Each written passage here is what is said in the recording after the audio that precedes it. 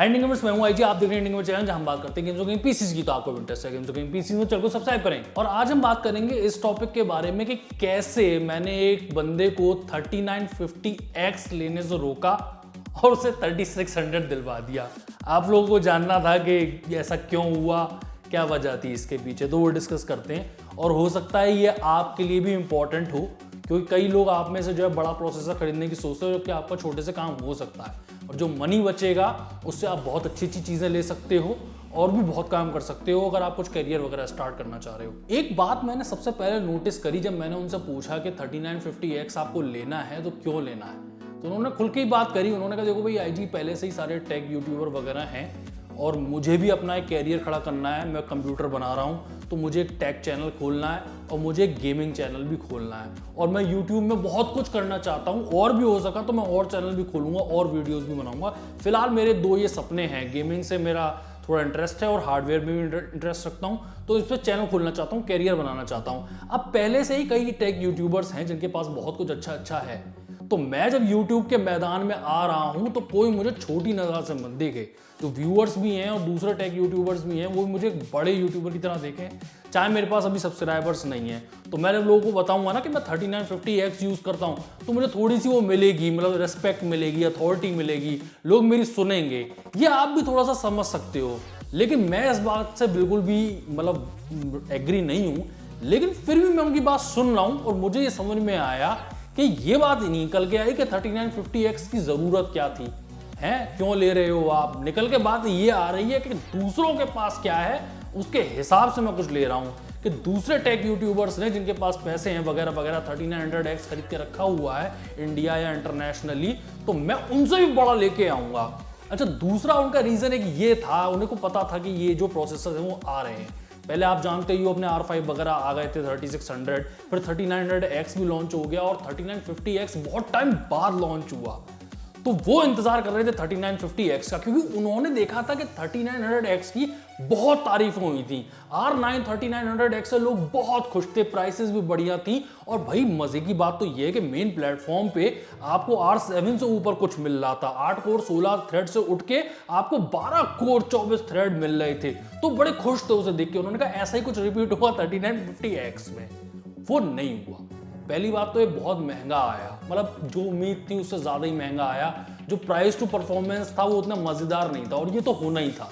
लोग, कंपनियां भी जानती हैं कि जब आप बहुत महंगे महंगे प्रोडक्ट खरीदते हो तो वो महंगी करके ही देती हैं। दूसरा, प्राइस फ्लक्चुएट हो रहा था यहाँ 5-5 हज़ार का। अब मुझे एग्जैक्ट प्राइस तो याद नहीं है, लेकिन 70,000 या 65,000 ऐसा कुछ चल रहा था। उसमें 5,000 तो ऊपर नीचे ही हो रहे थे, तो अब कैसे ले ले आदमी। अब उनको थोड़ा सा स्टूपिड फील हो रहा था, ठगा हुआ सा महसूस हो रहा था कि मैंने एक तो इतना इंतजार किया, महीनों इंतजार किया। 3900 मेरे आंखों के सामने था, मैं उसे ले सकता था और काम मेरा शुरू हो जाता। अभी तक तो मैं चैनल वैनल की चीजें करना शुरू कर देता, लेकिन मैं इंतजार करता रह गया और वो मजा आया नहीं। अब वो ये कह रहे हैं कि अब जब मजा नहीं आया तो फिर मैं सोच रहा हूं कि रुकी जाऊं।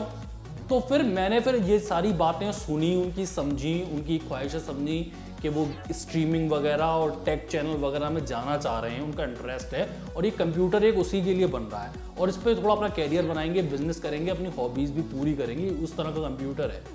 अब आप ये समझो ये वो बंदा है जो ऐसा भी नहीं है कि कंप्यूटर की बिल्कुल नॉलेज नहीं रखता, उन्हें नॉलेज है। उनके पास थोड़ा हल्का कंप्यूटर था, मेरे ख्याल से पेंटियम या APU वाला कंप्यूटर था उनके पास। उनको ये अब बड़ा चाहिए था, वो थोड़ा बहुत जानते हैं, ऐसा नहीं है कि बिल्कुल भी नहीं जानते, बिल्कुल आइडिया नहीं है, लेकिन वो मीडियम कंप्यूटर को नहीं जानते कि वो क्या क्या कर सकता है उनको। और उनकी जो ज़रूरतें थी वो इस चीज़ से डिपेंड होनी कि दूसरों के पास क्या है, मैं उस हिसाब से डिसाइड करूंगा। अथॉरिटी मिलेगी, मुझे लोग रेस्पेक्ट से देखेंगे, मेरे पास बड़े हथियार होंगे।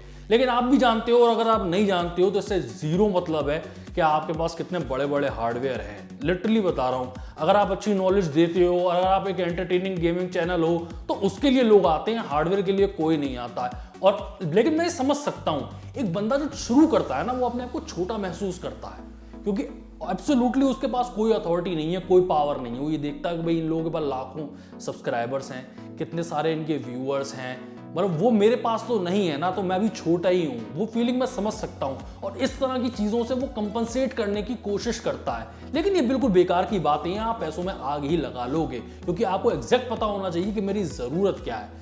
अब मैं ये तो नहीं कह रहा उनसे कि आप लो ही मत 3950X, मैंने कहा ज़रूरत के हिसाब से चलते हैं और मैं आपको एक बढ़िया सोल्यूशन देता हूँ। आप एक काम करो, आप 3600 पे निशाना लगाओ, R5 3600 लो, ठीक है। अभी आप चैनल शुरू कर रहे हो, मैं जानता हूं आप पेंटियम और APU वगैरह जैसे छोटे सिस्टम से उठ के आए हो, लेकिन आप इस मीडियम वाले CPU पे आ जाओ। इससे होगा क्या, दो बातें हैं। एक तो अगर आप टेक चैनल शुरू करना चाह रहे हो तो आपको कोई प्रॉब्लम नहीं होगी। आपको बहुत ज़्यादा एडिटिंग करनी है, बहुत कुछ करना है, वो साथ निभाएगा आपका 1080p के लिए। 4K की भी एडिटिंग करवा लेता है, लेकिन मैं वो सजेस्ट नहीं कर रहा 4K की एडिटिंग, लेकिन 1080p की आपको आराम से करवा देगा। आप भर भर के वीडियो निकालो भाई। हमने पर्सनली जो है ऐसे ऐसे काम किए, बड़े बड़े वीडियो 8-8, 10-10 और बहुत ही कमजोर हार्डवेयर पे, पता कैसे निकालते थे, मीडिया एनकोडर में डाल देते थे। प्रीमियर पे जितनी एडिटिंग करनी है कर ली, उसको रेंडर नहीं किया, मीडिया एनकोडर में डाल दिया। वो रात भर जो है उन 8, 10, 40 मिनट के वीडियोस को अपना रेंडर करता रहता था और फिर शटडाउन भी हो जाता था जब रेंडर हो जाता था, और सुबह में वीडियो मिल जाते थे। तो हमने तो इतने भी लो हार्डवेयर पे किया है, और मैं आपको वो नहीं कह रहा हूँ 3600 तो बहुत अच्छा आपको सारे काम करवाएगा। दूसरी आप बात कर लो, ये तो टेक चैनल वाली बात हो गई कि आपकी एडिटिंग में दिक्कत सॉल्व कर दे और वगैरह वगैरह कर दे।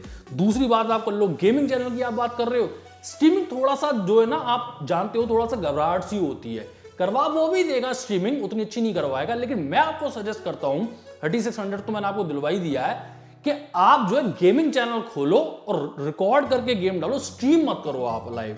थोड़ा सा आपको गेमिंग कल्चर और जो है वो पता करो। सिर्फ स्टडी करने से और खुद करने में अंतर होता है। तो आप 3600 से अपने गेमिंग चैनल खोलो, उसको करो। अब 3600 मैंने दिलवा दिया, बात पर ये चल रही थी कि चलो एक काम करते हैं, प्रोसेसर हम लोग चेंज कर लेंगे आगे जाके। फिलहाल जो है एक X570 बढ़िया वाला मदरबोर्ड खरीद लेते हैं और उसमें बस प्रोसेसर चेंज कर लेंगे, भविष्य में जो भी आएगा। तो मैंने वहां पर भी उन्हें रोक दिया। मैंने कहा काम करो, आप 3600 के साथ एक मीडियोकर मदरबोर्ड ही खरीदो। X570 जैसा आप बहुत तगड़े मदरबोर्ड मत खरीदो, क्योंकि अभी जो है आप स्टार्टिंग कर रहे हो ना, आपको खुद को नहीं पता कि मेरे को मदरबोर्ड पे क्या क्या चाहिए, क्या ज़रूरतें हैं मेरी, समझ रहे हो आप। उस पर टाइप C कितने होने चाहिए, फैन हेडर कितने होंगे। मेरे का एक अच्छा मदरबोर्ड खरीदो और उसको आप स्टडी करो अपने पास रख के कि मेरे को क्या कमी रह गई अगर मैं आइंदा खरीदता हूँ। दूसरी बात मैं क्यों कर रहा हूँ, ये छोटा आपने कॉम्बिनेशन लिया है ना 3600 वाला, और एक कोई भी छोटा मदरबोर्ड ले लो आप, कोई भी B सीरीज का ही ले लो 450 वाला, वो आप जो ले रहे हो ना वो मदरबोर्ड, वो जोड़ी जो है वो आप सेकंड हैंड बेच भी सकते हो। आप समझ रहे हो, आधी कीमत में निकाल दो ना आप, उसमें इतने ज़्यादा परेशान। जब आप इतने अमीर आदमी हो और आधी कीमत पे आप निकाल दोगे तो आपका बहुत बड़ा कोई पैसों का नुकसान नहीं हुआ। आप 3950X पे निशान लगा रहे हो, और मैं तो कह रहा हूँ पैसों की बात हो रही है, किसी कज़न को दे देना यार, उसका भला हो जाएगा। आपका ज़्यादा कितना 10-12 हज़ार का नुकसान हुआ तो कोई बहुत बड़ा नुकसान नहीं हुआ। और मैं तो कह रहा हूँ आप कैरियर की अगर आप बात कर रहे हो तो जैसे ही आप कैरियर स्टार्ट करोगे आपको ये भी समझ में आएगा कि भाई और PC चाहिए होते हैं बिजनेस के लिए, आपको ज़रूरत होगी, कुछ लोगों को से भी काम करवाना होता है, आपको खुद को भी ज़रूरत पड़ सकती है कि एक दूसरा सेपरेट PC होना चाहिए कि ये बिजनेस का है और ये एंटरटेनमेंट वाला है। इवन मैं तो यहाँ तक कहता हूँ कई लोगों के ईमेल वाले अलग होते हैं और दूसरे वाले अलग होते हैं, तो आपको समझ में आ जाएगा, उसके लिए भी आपका तैयार है, तो आपको नुकसान नहीं होगा। ये अगले 4-5 साल में अगर आप कोई नया PC बनाते हो तो वो 3600 और वो सस्ता वाला मदरबोर्ड आपका काम आ जाएगा। आप मदरबोर्ड और प्रोसेसर ताकतवर वाला अगर आपको जरूरत फील होती है भविष्य में लेना, साथ में आपको एक फायदा ये भी हो जाएगा, अब तक किसी ने देखा नहीं था कि R9 की लॉन्चेस कैसी होती हैं। जैसे 3900X लॉन्च हुआ, लोग खुश हुए, 3950X लॉन्च हुआ, एक तो इतना देर से हुआ, ठीक था, तो लोगों को समझ में आ रहा है कि जो 4000 सीरीज के भी होंगे वो कुछ इस तरह से बिहेवियर दिखाएंगे।